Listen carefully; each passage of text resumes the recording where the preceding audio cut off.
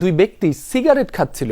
এ সময় কাউন্টারের কর্মচারীরা তাদের কাউন্টারের সামনে সিগারেট না খেতে অনুরোধ জানালে তারা কর্মচারীদের ওপর চড়াও হয়। কিছুক্ষণ পর 50-60 জনের একটি দল এসে এলোপাতাড়ি ভাঙচুর ও কুপিয়ে জখম করে। এ ঘটনার জন্য রমনা থানা স্বেচ্ছাসেবক দলের সভাপতি তালুকদার বিল্লালকে দায়ী করেছে সোহাগ পরিবহন কর্তৃপক্ষ। আমার এখানে অফিসার বলল যে স্যার একটু সিগারেট টানতেছে, বললো যে স্যার একটু সাইডে গিয়ে টানেন। এই কথাটা কেন বললো? আমার লোকের বুকের মধ্যে ধাক্কা দিছে। ইন দি মেন টাইম আমি গাড়ির থেকে নামছি। তাই আপনারা কারা? এই বলা মাত্র ছুরির মতো চাপাটের মতো ওইটাতে প্রথম ওরে কোপ দেয়।